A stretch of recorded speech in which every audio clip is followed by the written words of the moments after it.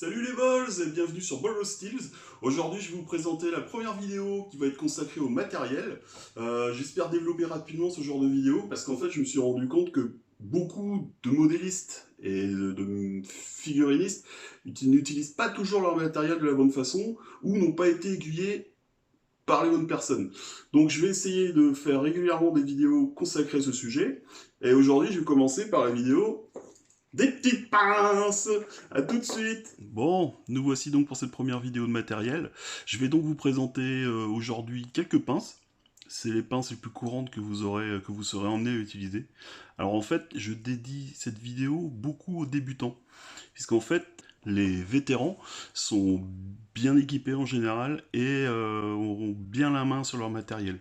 Par contre, si vous avez un doute sur l'utilisation de votre matériel, quel qu'il soit, bah, n'hésitez pas à le demander.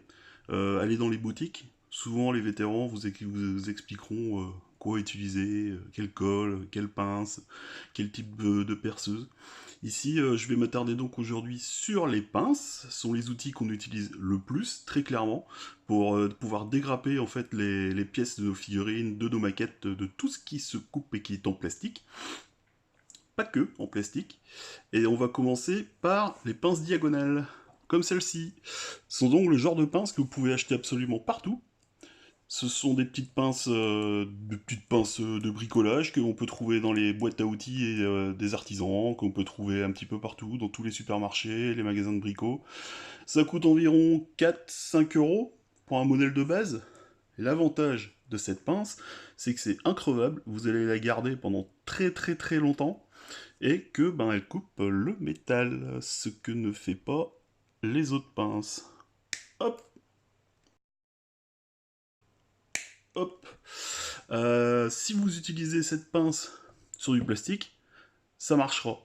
Par contre, on n'appelle pas ça une pince diagonale pour rien. Je vais vous montrer.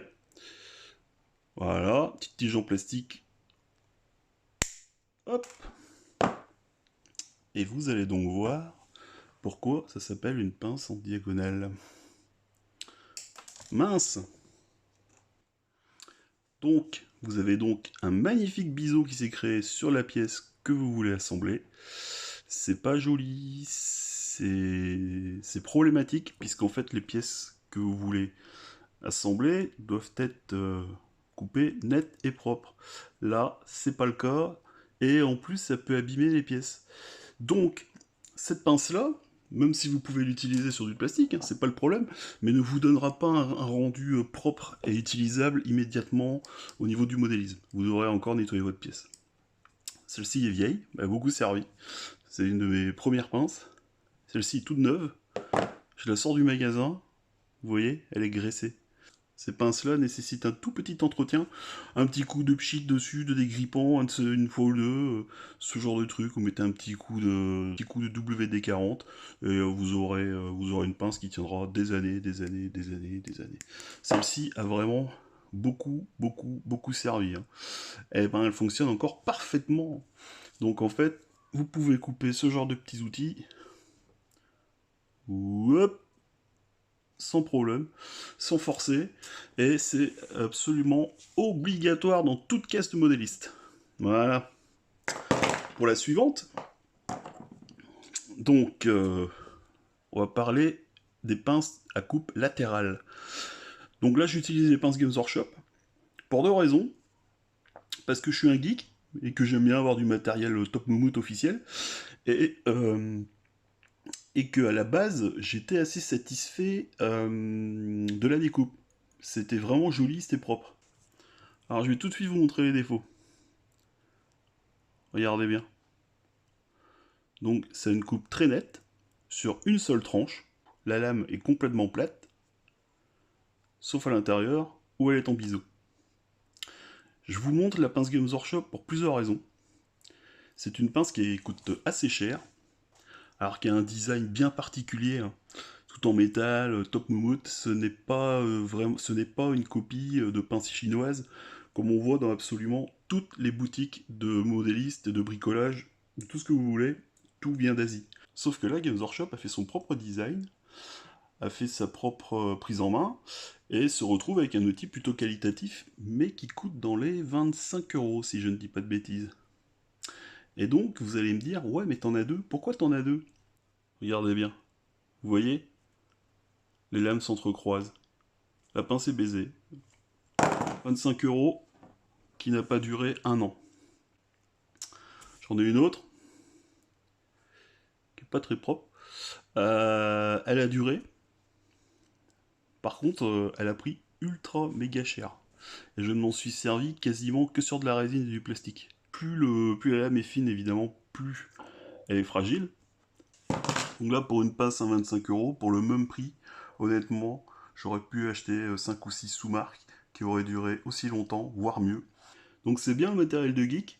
Par contre, c'est pas toujours une bonne idée. C'est pas parce qu'une pince coûte 50 € ou 30 € ou 20 € ou voire plus, des fois j'ai vu des prix de dingue, qu'elle va durer plus longtemps. Il faut que chacune de vos pinces ait une utilité. Une pince métal, une pince plastique, et en général je conseille d'avoir une pince de très haute précision.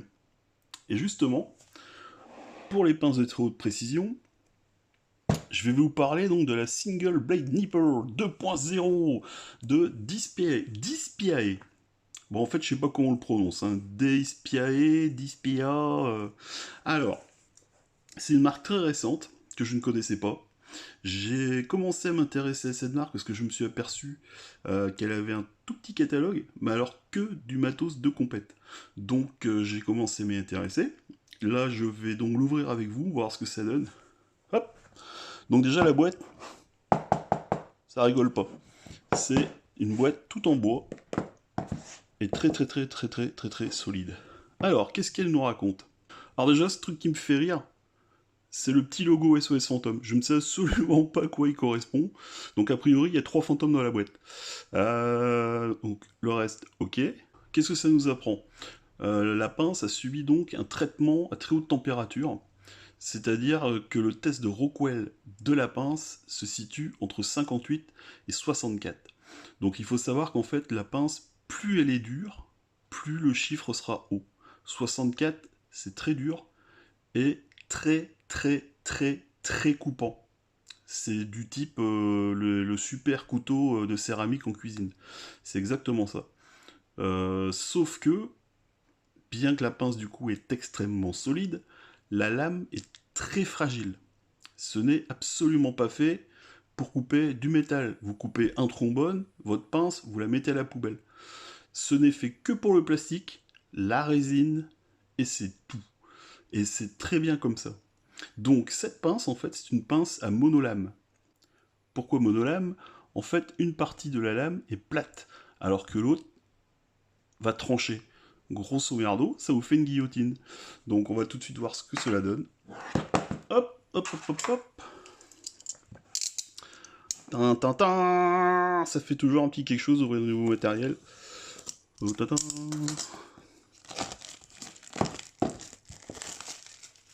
Ok. Donc, voyons voir ce qu'il y a dans la boîte. Ici, très intéressant, ça vous explique bien le principe. Partie 1, vous situez bien la lame sous la pièce à découper. Et vous voyez qu'une des pattes est plate. Partie 2, vous coupez. Partie 3, c'est magique, la lame est coupée. Ça paraît bête comme ça, mais en fait, ça permet d'avoir un effet guillotine et de couper des pièces vraiment très fines sans avoir de problème de biseau. Alors, waouh, ça ne rigole pas du tout. Donc, gel de protection, on s'en fout. Encore un code. Merci d'avoir acheté le produit. Chaque produit contient un code de 16 bits de sécurité pour identifier l'authenticité du produit. C'est magique, mais pour une pauvre pince, je suis pas certain que ce soit utile. Alors, donc très bien. Une petite pochette en cuir. Ouais, ça semble être du vrai cuir.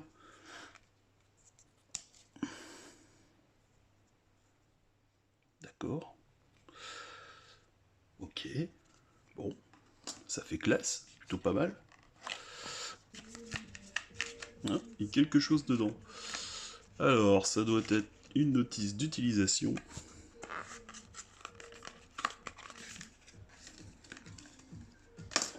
Waouh! Alors vous avez même carrément le petit chiffon pour nettoyer votre pince. On dirait une pince Apple. C'est impressionnant, comment c'est. Waouh, j'ai jamais vu ça dans du matériel en fait. Continuons. La petite instruction d'utilisation. C'est intéressant, là vous le voyez, la marque Dispiae vend des petites bombes contre l'oxydation et qui entretient vos outils. J'en ai pas encore trouvé, mais je vais essayer d'en acheter pour voir. Donc là ça vous explique le système de coupe. Déjà, je confirme, c'est du bois, c'est de la grosse boîte de compète. Alors, la pince, c'est ce qui nous intéresse le plus.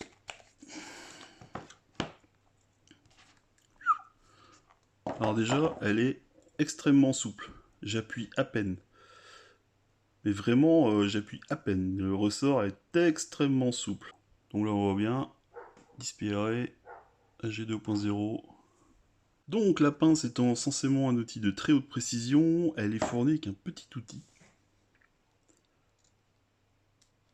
Là, vous voyez que j'ai la polio parce que je suis derrière ma caméra. Petit outil qui vous permet en fait d'utiliser une petite tige butoir et qui permet à la pince de ne pas se fermer complètement pour des petites coupes de précision si vous n'avez pas envie de péter votre lame. Donc moi je veux une lame qui ferme correctement. Voilà, là je suis au taquet. Hop, je vire le petit outil. Et on va tout de suite tester sur un petit bout de plastique.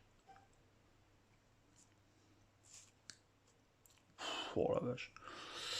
Alors, vous voyez, la pince de tout à l'heure, elle avait carrément écrasé Elle avait carrément écrasé le plastique. Là, ça le traverse, et pourtant c'est du plastique mou. C'est vraiment le plastique facile à couper. Ça le coupe comme du beurre. Donc je vais essayer de faire une découpe propre. Je ne force pas du tout, ça coupe.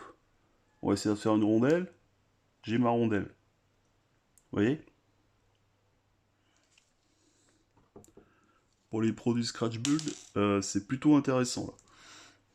Je vais essayer de faire un gâteau.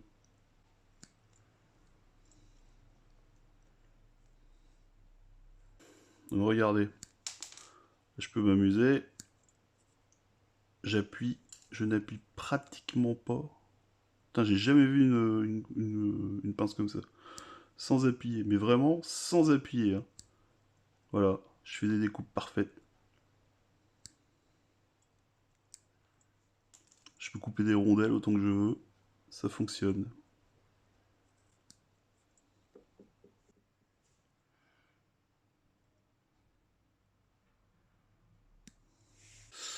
Donc, ça fonctionne. Alors, cette pince est disponible a priori qu'en Asie pour le moment. Cette marque, je vais continuer à explorer parce que j'ai vu des trucs, mais qui paraissent vraiment super classe. Du genre une perceuse avec des mèches en tungstène. Normalement, c'est des mèches qui tiennent. Et ici, je peux vous dire que je suis super impressionné. Je sais pas si j'ai autre chose à couper sous la main. Non. Mais j'ai jamais vu ça. On va aller sur la pince Games Workshop. Donc déjà, je dois forcer. Vous regardez, c'est un petit peu déchiré. C'est sans doute à cause des dents qui se sont forcées. C'est surtout à cause des dents. Là, je prends la pince 10 pieds. Je ne force pas. Mais vraiment, je force pas. C'est génial, j'ai jamais vu ça avant. Wow, oh la vache. Oh, j'ai jamais vu une coupe pareille. Jamais. Du coup, est-ce que je recommande ce produit qui coûte environ une vingtaine d'euros? Oui, je le recommande, mais à 200% quoi.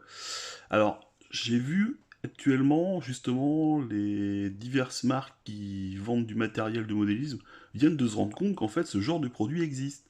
Vous en trouvez toutes sortes sur divers magasins, que je ne citerai pas, qui vous vendent ces pinces-là, 25 balles, et qui vous disent que c'est le top moumoute.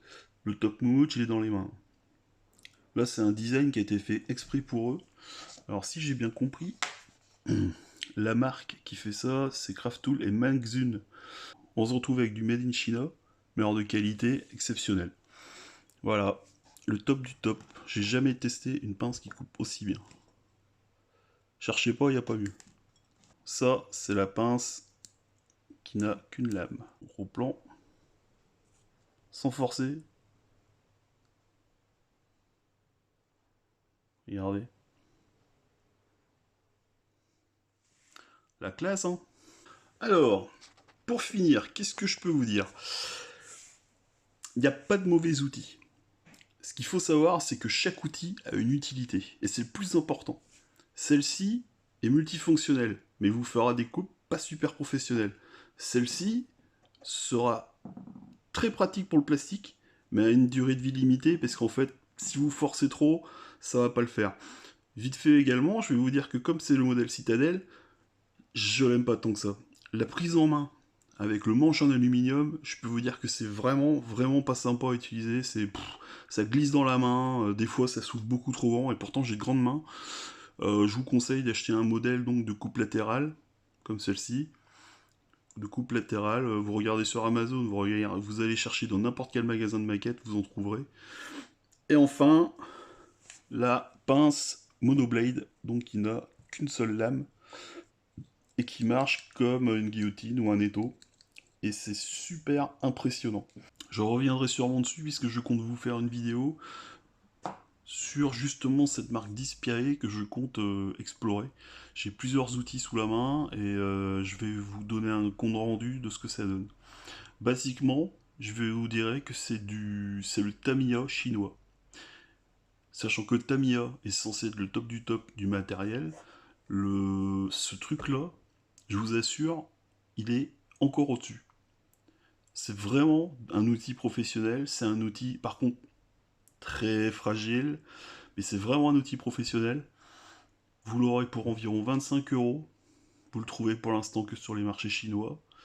Mais je vous assure que celui-là, c'est tout sauf une copie bête et méchante de tout ce que l'on trouve industrialisé en fait.